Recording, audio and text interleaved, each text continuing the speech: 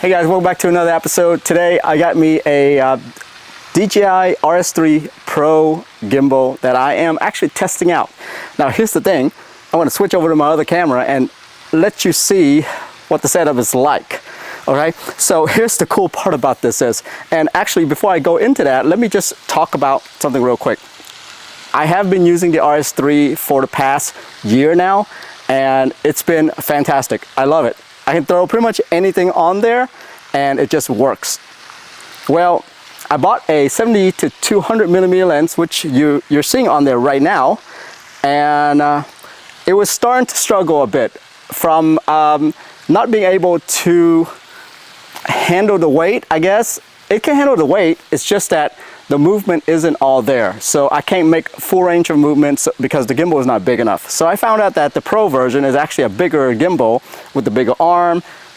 Anyway, spent the weekend, set it up, playing around with it, and this is what you're seeing right here. So right now the 70 to 200 is actually focusing on me very well. I can see that it is doing a very good job. So first let's talk about the Raven Eye real quick. This thing is amazing. So I am actually have myself focused on here, and I'm doing a screen recording on this screen as well to let you guys see what it's doing. This is some amazing stuff, okay? It's actually tracking me like the way my DJI Mobile is tracking me. Right now, the tracking speed is at 7, and I found that to be a good medium point on how fast it does it, because if I go any faster than active track speed 7, let's say if I pump it up to 10, the camera tends to go wild. It tends to go crazy, okay? So I found that 7 was a good one. This Raven Eye stuff is amazing, guys, all right?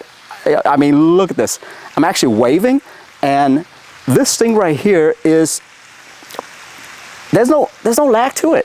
I mean, maybe 0.1 millisecond lag behind, but other than that, this thing is literally transmitting images at an amazing speed. It blew my mind.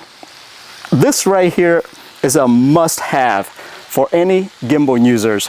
You don't know how many times I've been wanting a feature on my DJI Mobile, but using my big camera. And right now, it's shooting at 70 millimeter on my Sony, my biggest Sony camera, which is the A7 IV. I don't know, this is astonishing feat for them to do here. Okay, so let's put the Raven Eye on the back pocket real quick, and let's talk about the gimbal itself, okay? So I've been using this gimbal, or trying to play around with it for the past weekend, and everything that you mount on there, from the camera to the follow focus system, which I'll go into a little bit, it's all included. There's no obstruction per se as you're doing your gimbal moves. And that's the biggest thing for me, is that when I was looking at this thing, I was wondering, okay, so how good is it with all my gimbal moves? Will it get in the way? Well, let me just turn this camera around to let you guys see the wiring that goes along with it. So you see the wiring right there? It's fantastic. Everything's included in there, and if I were to use the gimbal as just a regular gimbal, there's nothing to get in the way per se. Now, don't get me wrong, with this setup right here, this setup is actually very, very heavy. This is one of the heaviest setups that I've ever had, but I wanted to try it out. I wanted to use this lens on a gimbal, and I wanted to, well, track me. And I didn't realize how great this Raven Eye is. It's an amazing piece of tech. I totally love it. Okay, so next, let's talk about the follow focus, okay? The follow focus piece is,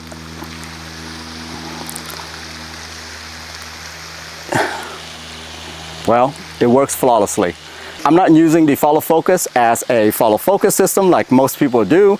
I'm using it as a as a zoom in and out because I want to take advantage of my 70 to 200 millimeter lens. That's why I set it up on the side of the zoom in and zoom out. And so right now, this is fantastic. This is an amazing stuff. I'm actually controlling it on my phone, zooming in and out. This is just blows my mind. Look at this. And look, it's still following me. Well, it's fixing to lose my focus right now because I'm getting way too close to it. And as you can see right here, it's actually focusing right on my eyes right now. With this combo, guys, I don't know. I'm just blown away by it. I'm just blown away by it. Now, once again, the 70 to 200 millimeter lens is a very difficult lens to be using on a gimbal, okay? Because as you can see, it's trying to focus on me, it's trying to track. It will probably work a lot better, this system right here, if you use like a wider lens, like a 16 to 35 mil. But right now, I'm just amazed that it works on this 70 to 200. Look at the setup. I mean, as I'm moving around, it's following me like the DJI Osmo Mobile. There's nothing stopping this thing. This is...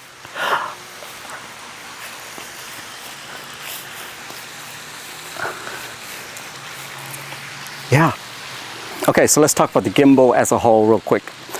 With this gimbal, as you can see, this setup is pretty heavy. A7 IV is not the lightest camera on the market. And this 70 to 200 millimeter is actually a really light lens compared to its version 1, but it's still a very heavy setup. Now, as you can see, I even have a small rig camera cage on this thing, so the whole thing is really, really heavy. And I feel like the gimbal just works. There's plenty of room to move around when I'm trying to balance it. You know, you have to manually balance the gimbal before you turn it on, right? Well, yeah, every time I make some adjustment to it, I have to rebalance it, but it feels like a joy to do it because you got plenty of room to move around. I'm not even using the entire back piece of the gimbal at all. There's still plenty of room to grow. And so if I were to have a bigger lens than this, I can't imagine. I think it would work just fine. I do have an extension tube for it, which will increase this range to 400 millimeter, which I'll try out in another video. But yeah, I feel like that shouldn't be a problem at all. But before this, I feel like my RS3, my regular one, would not be able to handle anything like this. Already with the RS3, I have to put counterweight and things like that in order to use the 70 to 200. So yeah, if you are considering doing something like this where you're zooming all the way in and, you know, tracking people and actually selecting the person on the screen, I have to say, RS3 Pro, guys, is the way to go. I'm so glad I actually gave this a try because I just wanted to see how it works. But I think now that I've seen this, I'm gonna have to sell my RS3 and keep the Pro. Anyway, if you're wondering if you should get the RS3 or the Pro, this is it right here to me. If you're thinking about doing this setup with even a small rig cage to mod your camera, I don't know, it's a no-brainer for me right there. Anyway, that's it right there. I'll see you in the next one. Bye-bye.